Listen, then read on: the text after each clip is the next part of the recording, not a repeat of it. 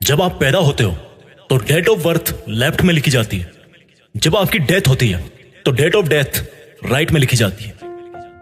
उन दोनों के बीच में जो जिंदगी है आपकी, वो इन दोनों तारीखों को यादगार बनाती है। Got it? आप उन दोनों डेट्स को यादगार बनाने के लिए आज क्या कर रहे हो? कैसा लगता है जब पता पड़ता है कि अब एग्जाम के लिए केवल 1 महीना बचा है, 1 हफ्ता बचा है या कल एग्जाम है? कैसा लगता है जब आपका कोई पेपर खराब जाता है, कोई आपका पूरा साल खराब जाता है? एक बात बताओ, आपका पेपर और साल होता है या खराबी आप में होती है कि आपने पढ़ाई नहीं करी?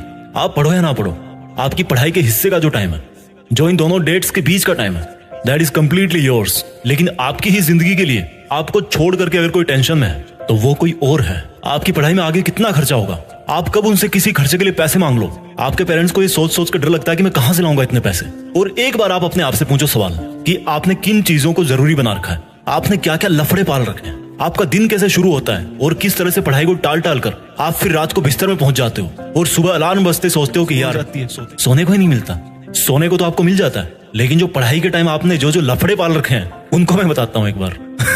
सबसे पहली बात कि आप बहुत ज्यादा खबरी बने हो। उसकी लाइफ में क्या चल रहा है? अरे मैच में कल क्या हुआ यार, वो क्लास में क्यों नहीं आई कल, मेरी फोटो पे लाइक क्यों नहीं आ रहे यार, आज ऑनलाइन होके भी मेरा मैसेज सीन नहीं किया उसने, पता नहीं किससे बात चल रही होगी। अच्छा मैंने कल तो काफी पढ़ाई की थी यार। अरे इस बुधवार की छुट्टी है, फुल टाइम अपना है यार। इस बार विंटर की सेल नहीं लग रही कहीं? ये मेरा मोबाइल कितना टाइम लगाएगा यार चार्ज होने में? यूट्यूब चलाना था मुझे, सोने से पहले चार्ज कर लूं, फिर थोड़ा सोते टाइम बिस्तर में चला लूंगा। अच्छा फेमस होने के लिए तो अपना अलग काम करना पड़ता है ना, पढ़ के क्या मिल जाएगा? मुझे तो फैशन डिजाइनर बनना है, उसमें कौन सी पढ़ाई काम आएगी? अब तो भाई पंखा चलेगा तभी पढ़ूंगा, बिजली नहीं आ रही। वैसे पसीने में बिना पंखा चले भी। और यार नेक्स्ट वीक प्रोग्राम है कॉलेज में, थोड़ी शक्ल चमका लेता हूँ अपनी, नए शूज और बेल्ट ले आता हूँ यार विवेक के साथ जाके। विवेक को फोन लगाया, अरे भाई क्या हाल है? कुछ नहीं भाई बस ऐसे ही।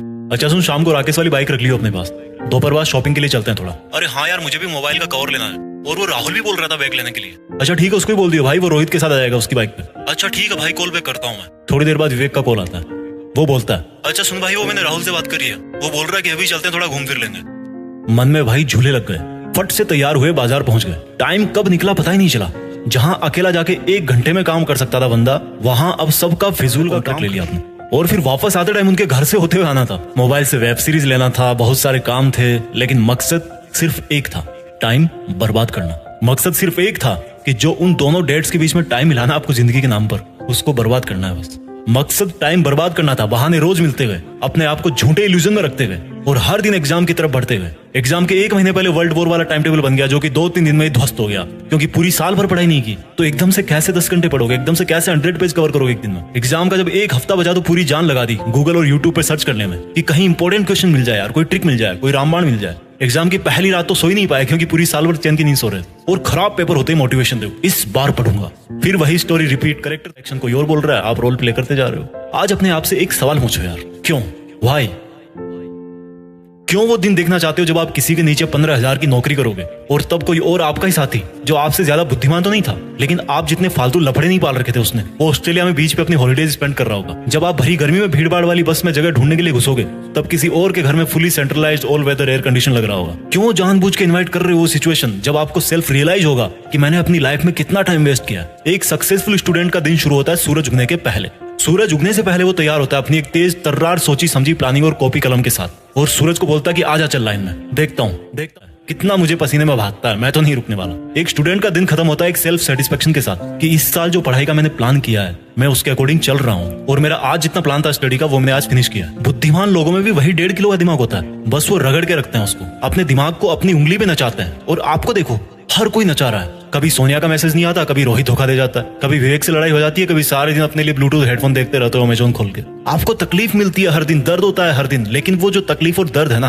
उसका सोर्स चेंज करना है। वो दर्द होना चाहिए आपके हार्डवर्क से, ना कि किसी के साथ लड़ाई करने से। तकलीफ मिलनी चाहिए आपको जब आप ठंड में सुबह 5 बजे उठ के पढ़ते हो। तकलीफों का सोर्स चेंज करो। डॉक्टर अब्दुल कलाम बोलते हैं कि सीखने और दर्द ही इंसान के लिए सब कुछ अचीव करना पॉसिबल बनाता है। दिक्कत ये नहीं कि आप मेहनत नहीं कर पाओगे, दिक्कत ये है कि आप अपने आप को मेहनत करने के लिए कन्विंस नहीं कर पाते। रोज डीपी बदलने से जिंदगी नहीं बदलती मेरे दोस्त, अपना एटीट्यूड बदलने से जिंदगी बदलती है। रोज पार्टी करने से नाम नहीं होता, काम करने से नाम होता है। सोने से जिंदगी के सपने पूरे नहीं होते, नींद को खोने से सपने पूरे होते हैं। आप में और एक टॉपर में दिमाग एक ही है, लेकिन वो आपसे ज्यादा भूखा है सक्सेस पाने के लिए, और यही बात उसको आपसे मेरिट लिस्ट में ऊपर डालती है। जब पढ़ो तब सोचो कि मैं अपने खुद के ही बेहतर फ्यूचर वाले वर्जन के लिए पढ़ रहा हूँ। बात बात पर लोगों से उलझने से आपकी ताकत नहीं झलकती। हर सिचुएशन में खुद को कंट्रोल करके जो बंदा कंसंट्रेट करता है, उससे उसकी मेंटल स्ट्रेंथ झलकती है। दुनिया का कोई मोटिवेशन आपको नहीं पढ़ा सकता जब तक आप एक फ्यूचर वर्जन नहीं देखते हो। अपने आप में अपनी एक फ्यूचर वाली इमेज तैयार करो कि मुझे लाइफ में 2 साल बाद यहाँ पहुंचना है, 5 साल बाद यहाँ पहुंचना है। और वो जो मेरा 5 साल बाद वाला वर्जन है, वो जब वहां पहुंचकर अपनी हिस्ट्री में देखेगा, या मेरी जब वो वाली डेट आएगी